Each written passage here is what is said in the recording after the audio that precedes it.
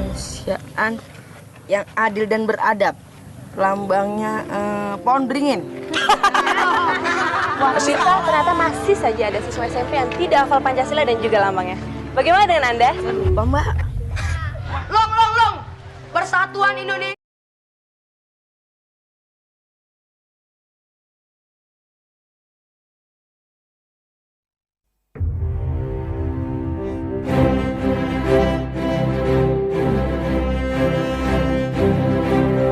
Kemanusiaan yang adil dan beradab. Lambangnya pohon beringin. Wah, kita ternyata masih saja ada siswa SMP yang tidak hafal Pancasila dan juga lambangnya. Bagaimana dengan Anda? Lupa, Mbak. Long. Persatuan Indonesia. Lambangnya pohon beringin atau pohon jambu kelutuk ya? Lung, anak kamu di TV, Lung. Aduh, si Pulung. Pancasila juga menita apal. Kamu teh belum hafal Pancasila? Belum, Mbak, kalau sama makna lambangnya. SMP kita ini SMP favorit. Nah, jangan sampai gara-gara kamu tidak hafal Pancasila, maka penilaian masyarakat terhadap sekolah kita ini menurun. Ini siapa yang mencontek siapa? Halaman 10 nih dibuka. Menghafal doa biar mudah menghafal, Pak Ustadz. Si Pulung kan rambutnya gondrong. Setiap kali dicukur selalu sakit. Pulung itu walaupun dalam soal menghafal agak kurang, tapi saya yakin dia punya kelebihan lain. Dia bebas menentukan hidupnya bersama siapa. Abah, Pulung ikut ibu ke Jakarta ya? Suatu saat kelak nanti, kita pasti berpisah. Bila kita nanti berjauhan, Abah pesan, kamu jangan jauh dari Tuhan. Iya, Bah. Mungkin Pulung memang sulit untuk menghafalkan Pancasila, tapi jiwa dan keseharian Pulung telah hidup bersama dengan Pancasila itu sendiri. Pancasila. Satu. Ketuhanan yang Maha Esa. 5. Keadilan sosial bagi seluruh rakyat Indonesia. Pulung, Mbak, itu Pancasila kamu dalam nyinggung mah. Apa? apa lu tuh, Pak? Iya.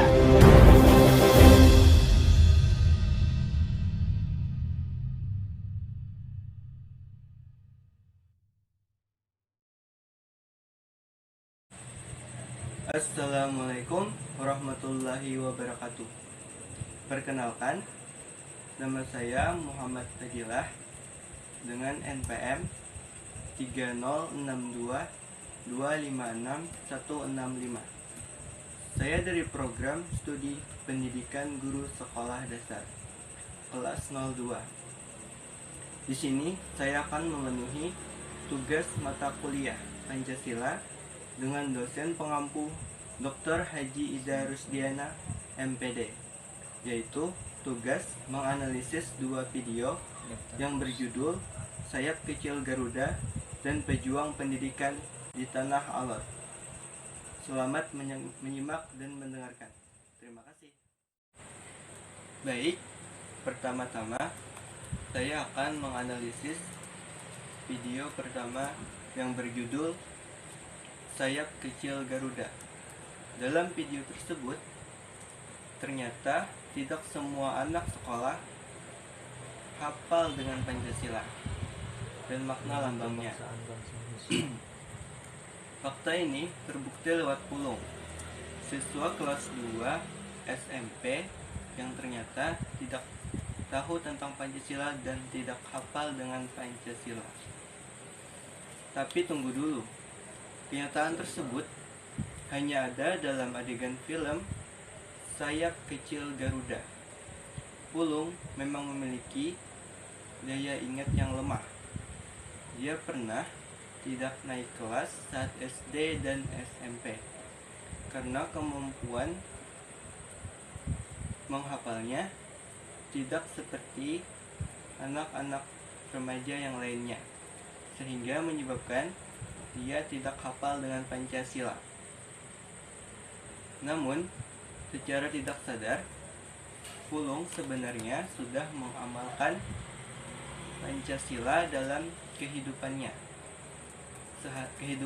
sehari-hari, seperti setelah pulang sekolah, sebelum mengaji di surau, dia rajin membantu kakeknya untuk mengumpulkan beras perelek. Beras perelek adalah beras yang dikumpulkan warga sebesar 1 kaleng susu untuk yang tidak mampu. Pulung juga tanpa pamrih suka menolong orang-orang di sekitarnya, soleh dan mudah bergaul.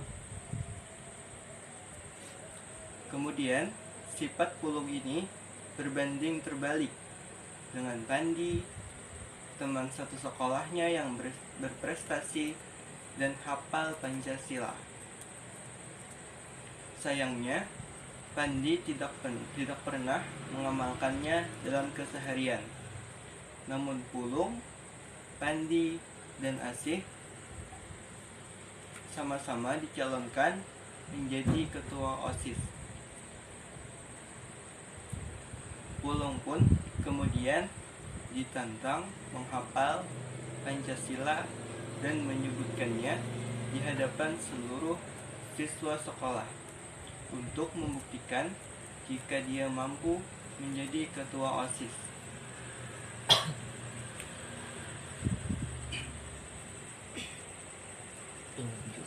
Dalam video ini bukan hanya bercerita mengenai Pancasila dalam kehidupan masyarakat, namun ada juga konflik antara Pulung, kakek Pulung, dan ibu Pulung yang sudah 8 tahun meninggalkannya. Ada juga kisah kebesaran hati Pulung yang memberikan piala lomba gambarnya untuk seorang anak tunanetra yang ingin merasakan jadi pemenang lomba. Video ini sangat baik untuk dilihat dan dicontoh bagi anak sekolah, apalagi ini mengajarkan tentang mengamalkan Pancasila kepada generasi muda. Sehingga kita dapat belajar dari video tersebut untuk tidak memandang rendah Pulung, walaupun dia tidak hafal dengan Pancasila, tetapi ia dapat mengamalkannya di kehidupan sehari-harinya. Dan film video ini penuh dengan pesan moral yang sangat mengedukasi anak-anak dan remaja. Baik, yang kedua, saya akan menganalisis video yang berjudul Kisah Pejuang Pendidikan di Tanah Alor. Video ini menceritakan tentang seorang guru yang bernama Vera Ertiana yang berumur 26 tahun. Ia sejak Mei 2015 telah menjadi guru garis depan di Tanah Alor. Pesona eksotisme indah yang dimiliki oleh Alor memikat banyak wisatawan yang ingin mengunjungi tempat tersebut. Ada yang mengatakan bahwa di tanah ini adalah tanah surga karena di dalamnya terdapat indahnya alam, budaya, dan tradisi masyarakat. Tetapi di balik indahnya eksotisme tersebut ternyata ada sebuah ironi, yaitu jauhnya sentuhan pendidikan di tanah ini. Hal ini dikarenakan rendahnya tingkat perekonomian dan jauhnya dari pusat kota. Kisah pejuang pendidikan yang bernama Vera Ertiana yang menjadi garda terdepan untuk membuka gerbang pendidikan di Tanah Alor ini, yaitu melalui Kementerian Pendidikan dan Kebudayaan guna memenuhi kebutuhan pendidikan bangsa. Vera Ertiana ditempatkan di Desa Padang Panjang, Kecamatan Alor Timur, Kabupaten Alor. Sarana dan prasarana yang tidak ada membuat anak-anak di Desa Padang Panjang sulit untuk bersekolah. Bahkan kebutuhan listrik pun juga tidak ada dan apabila bersekolah juga tidak memakai seragam.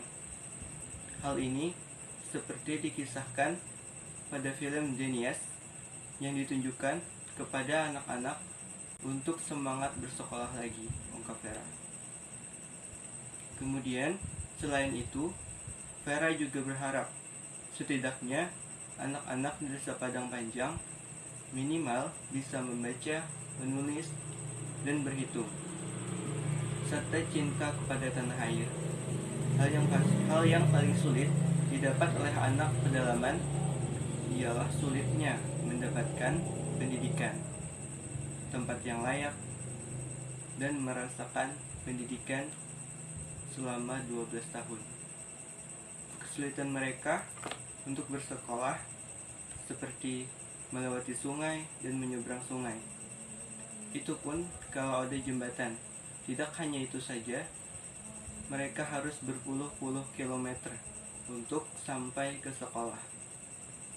Dikarenakan jauhnya rumah dengan sekolah.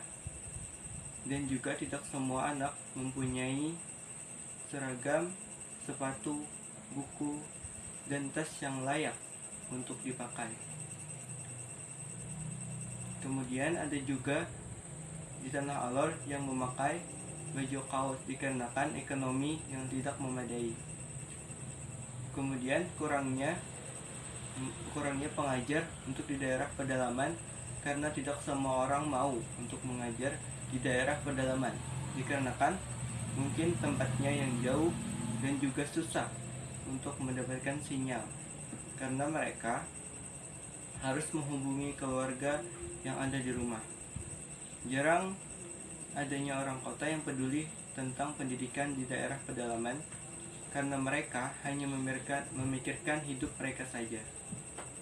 Mereka tidak memikirkan pentingnya pendidikan bagi anak-anak di daerah pedalaman yang seharusnya mendapatkan pendidikan yang layak seperti pendidikan anak-anak di perkotaan.